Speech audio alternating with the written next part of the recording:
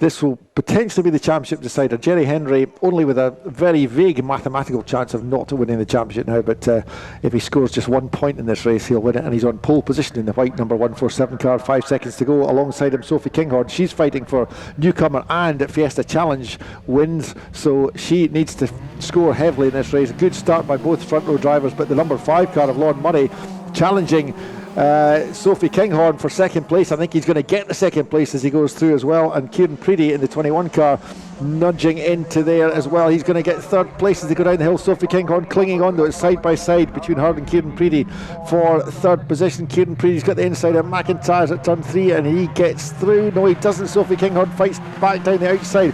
What a scrap as they go into Butchers. Sophie Kinghorn braves it out and gets back into third position. Brodie Orr almost got in amongst that as well. He's down in 5th though, just behind Kieran Preedy. What a fantastic set of corners, and they all kept it on the road. Amazing stuff.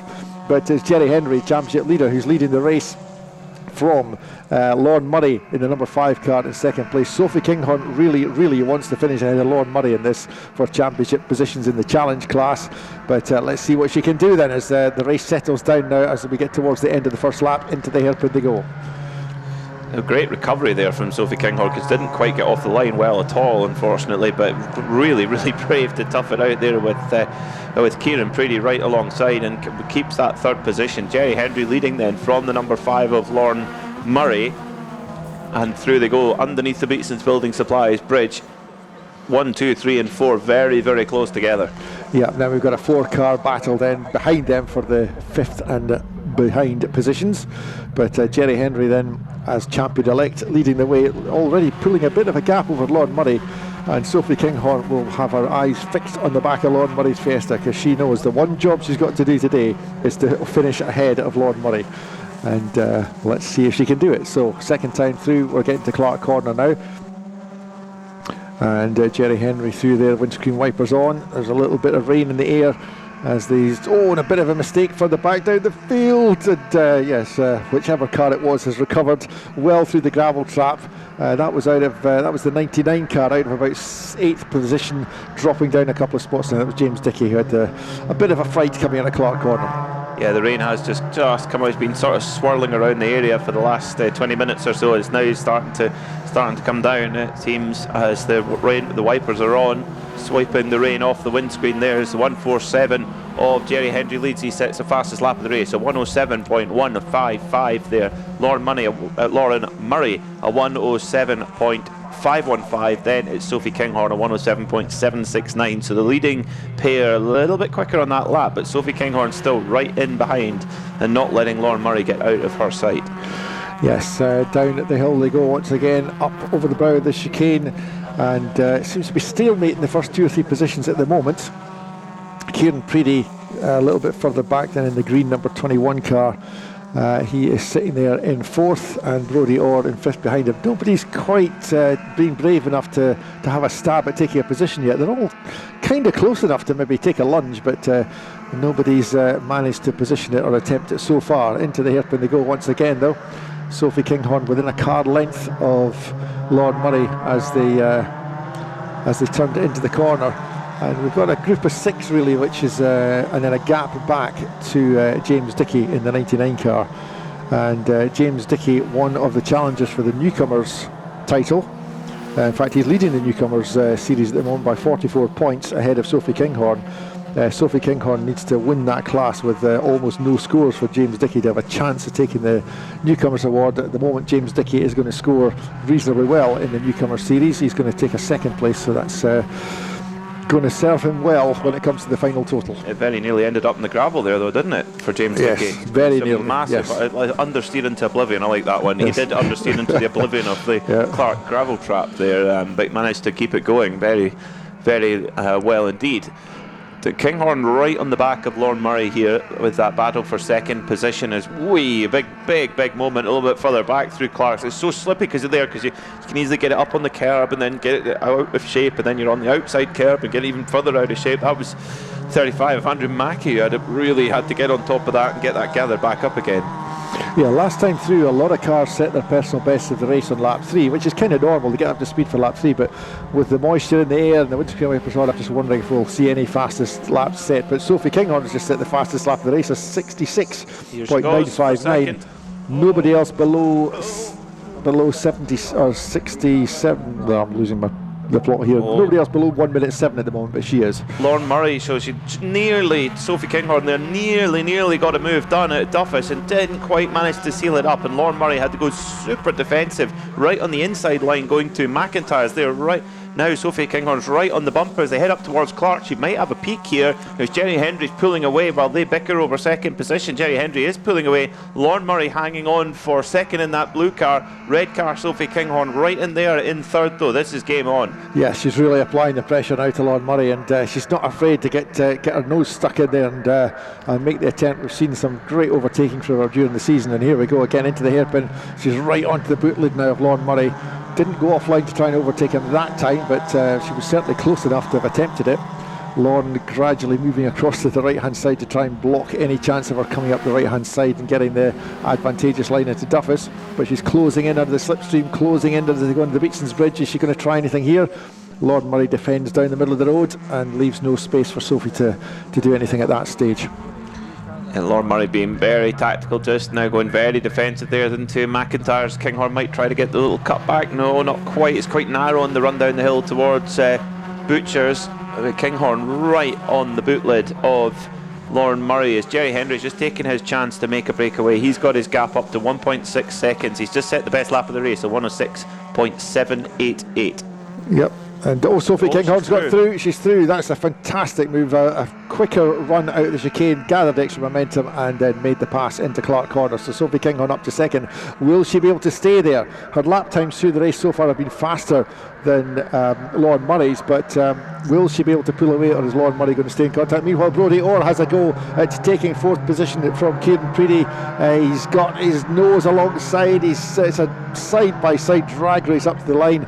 Kieran Preedy, I think, is just edging slightly ahead of Brodie, but Brodie has the right-hand side of the road, the inside line for Duffus, so he should be able to take the position under braking as they get to the end of the straight. Brake lights come on simultaneously. Brodie Orr just edges ahead at Duffus.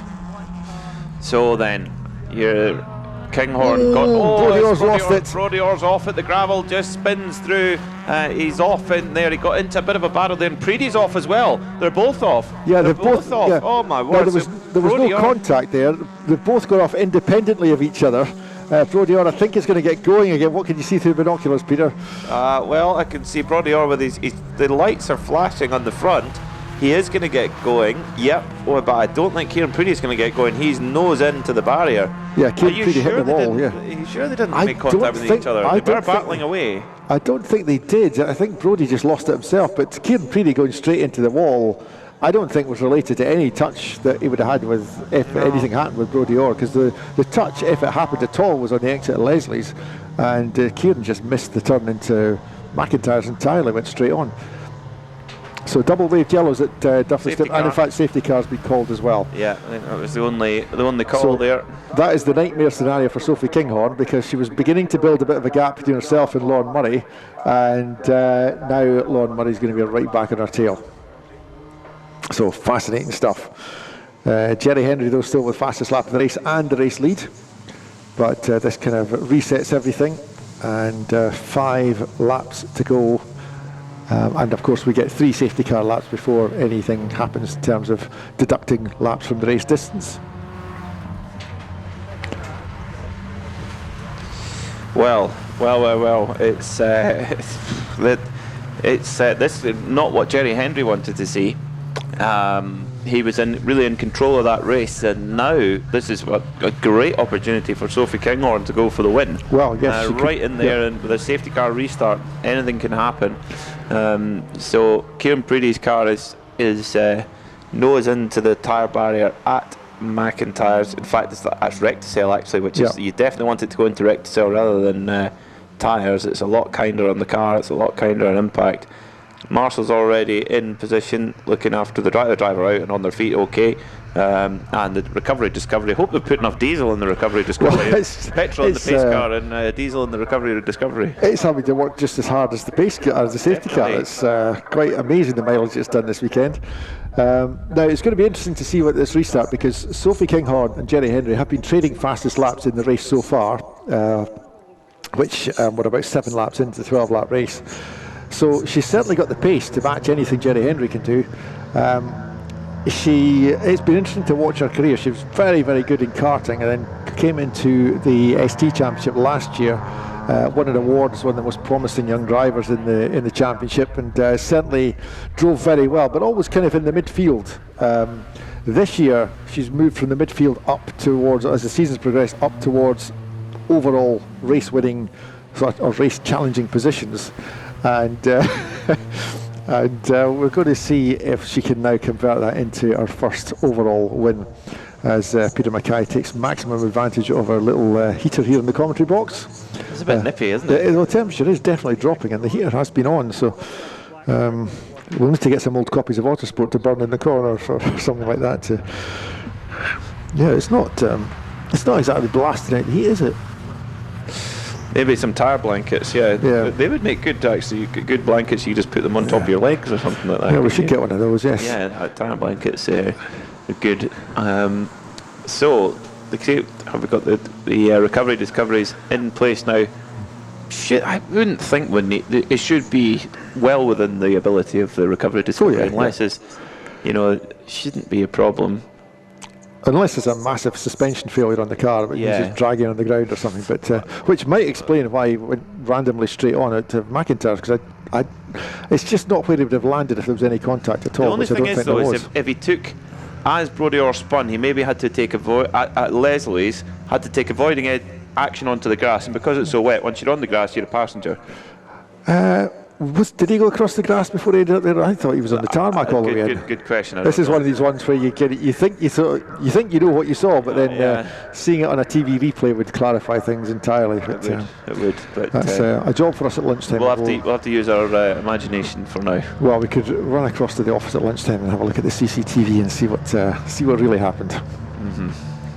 I always find that if like Alan Brunson's desk is a good one to circle around. He's always got some great action footage on his computer. Yes, here's the greatest hits of Knockhill CCTV. Of what's happened.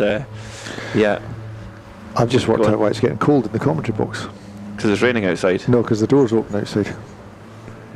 Who left the door open? Well, we've had lots of visitors around the commentary box, so that's why it's getting cold. You're on it today. I'm on it today. See a drive shaft failure yesterday, and now I don't open the commentary box today. So of course everybody watching around the circuit couldn't care less if the commentary box doors open, but we're starting to shiver in here, so it's got to maintain the quality of the broadcast. Meanwhile, maintaining the quality of the race is Alan Barron in the safety car, who's keeping everyone at a safe pace and allowing the team to do the work. But there must be some complication with that car. Something must have broken on Kieran Preedy's car, and so it's proving to be a tricky recovery, unfortunately. But thanks to the marshals, fantastic work getting done down there as always, and elsewhere around the track. You were right, Doc. Just it's the drive shaft all over again. Yep. Yeah. Oh, we might have a special guest going into the Scottish Mini race. We've got the Red Bull Mini with the can on the roof. That is a guest entry if you've ever seen one. Oh, that'll be bringing supplies across the commentary box. We're down to the last 7 or 8 cans in our Red Bull fridge here. Yeah, we could do them.